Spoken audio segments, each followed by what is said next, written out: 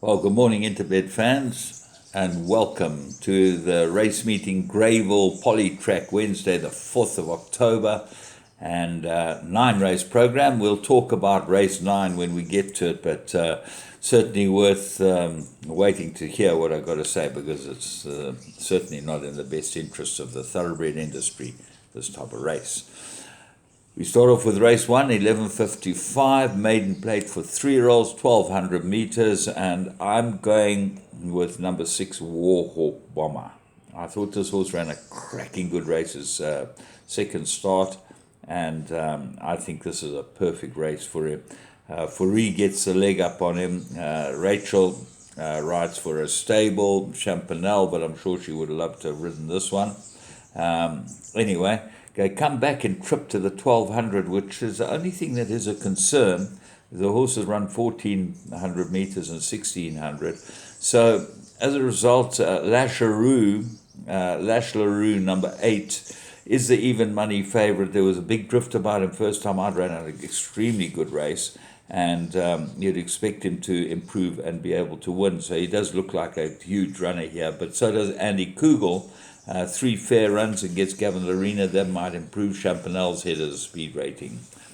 Race 2. This is a merit-rated handicap as we have all day, 1200 meters. And the form of these races is very muddy. But at number 8, Pake Mali does look like the right horse with Fourie on it. Maybe this horse needs a set of blinkers. And, just doesn't go through with it. It's always there or thereabouts. So whether he's able to win or not, I don't know, but he should be right there in the firing line. Purple Powerhouse, the other one from that set of colours. Gavin Lorena gets the ride on it, course and distance 3. Brave Voyager, I think this might be a big runner. 6-1, I'll take the each way on Brave Voyager. He goes on equally on either surface. He's a lovely, big, strong horse of Dennis Bosch's. They're in good form. His last run was nowhere near what he should be, but he has run very well on the poly. So Mudley knows him, should be a big runner. Lord Edward, blinkers on, that might improve him. Race 3, this is a merit-rated handicap, 1200 meters, and I'm going with number 3, Life Goes On. Course and distance, 9 runs, 2 wins, 3 places. A lot to like about him. He looks like he's coming to form, and I think he'll go very well here. The big dangers, 6 Hippocrates, the ferry runner. He's got good pace as horse. If he gets a soft lead, he's very hard to hunt down, so he's got to be a player. All of Mallorca Palace, Lazy Guy, and even Captain Who might get into the firing line. Race 4, merit-rated handicap, 1200 meters. And I'm going with number 3, Mr. Master Starter. You know my modus operandi. I stick with horses. I think this horse is better than where he's rated. And although he has got a horrible merit rating for a 5-time winner who just looks like he's in his place, but I think he'll go well here. This is a perfect race for him. The interesting horse here is 8 Black Egret, the Binder runner against Richard Fourie. If this horse goes on the poly, big, strong son of Rafif, he's got to go well here. Proud Master loves the track. He's run course and distance, 6 runs, 4 wins and a place. And Sean Veal has run 5 of his 6 wins. Maximus maybe improved, but they look like the right ones. Narrow first selection, Mr. Master Starter, but Proud Master and Black Egret come into it. Race 5. Merit-rated handicap fillies and mares, 1,000 meters. Well, here I like one, War Empress. I think this is absolutely the right horse. Chase Majan for Louis Goosen. Be with this one. Should be able to win. Now, if you have a look, okay, the run that you've got to look at is Vision of Will, which is the last run. And this is why I'm going with War Empress. She's come down 2 points in the... she got 2-point penalty, come down 2 points at least for... running in that race. Vision of Will went up 3 points, and Fashion Mistress ran second, went up 1 point. Hereinafter went down 1. I thought that the War Empress's run was the best of all of them. That's why I really like her here, and Sheila might be the one banker on the day.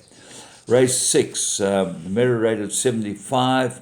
1,000 meters, number of horses can win this.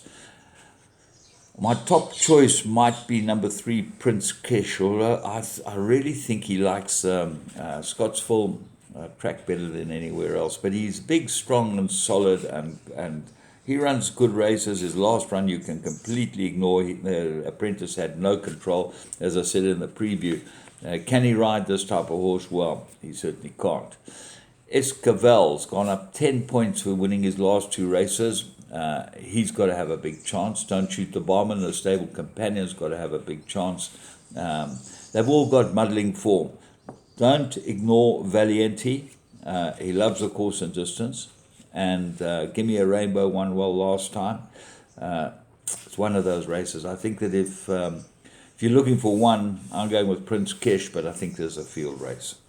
Race 7, merit-rated handicap, 1,600 meters, just for the penny, looks in a perfect place. Although he got 2 points for running second last time, this looks like a perfect opportunity for him. Raven's Sword might be an improver. Certainly, I think he's got more ability than he's showing on the track, and expect him to go well. Of the rest of them, Thunder Masala obviously got some chance. Kainisa and Lela definitely got a chance, and Fish Eagle, all from the same ownership, all got chances. Race 8, merit-rated fillies and mares, 1,400 meters. I'm going with 4 Stingray. I think that Rachel's 1.5 off her back might be the answer. This looks like a very good place for her. Petite Verdot I've been with the last 2 or 3 times, and I'm loath to leave her, but she's all slow away, and that's a big problem for me on the poly. I don't think that unless you get a really good pace, you're going to be in trouble. French Princess gets the blinkers on, and this might suit her very well, and she's definitely a runner at a very big price. Princess Arla might improve as well. And then the favourite is Hugs and High Fives. Well, it's got to contend with draw 12. That's not easy over this track and trip. But Richard Farine, he's really riding well. It should go well. Race 9, handicap for maidens. Okay, except that they love to put on these handicaps for maidens. They're absolutely of no use to the stud book, to racing, or to anyone except to a really bad horse that gets a chance of getting weight. What makes this even worse is that you're sitting with the top weight was 63 kilos. His Master's Voice gets 63 kilos. So go look at the bottom weights. Horses with merit rating of 35, 66, 66, they got this 53 kilos. So they get 10 kilos from His Master's Voice. They might be rubbish, but they all have their certain point of ability. And the point of ability is that 10 kilos might make a difference in this type of race. So try and find a winner. Well, Morning Chess gets a few kilos from the top weight, 3.5 kilos. Then you look at Josephine's Pride. That's got to give Morning Chess 1 kilo on what? But just because the merit ratings are different, 79 to 81. I Surrender. Well, he should surrender before he goes into this race. He should be able to win it. He's the favourite. He's got 61. He's got to, he gets 2 kilos from the 4-year-old. And he's got to give chunks to all these other horses. Who knows what will happen? So as a result, I'm not tipping anything. I think it's rubbish that they have these races, and I really think that they should be done away with. We are a third world racing country, so that's the problem. Anyway, from me, James Goodman, and the whole Interbet team, have a great day's racing at Greyville.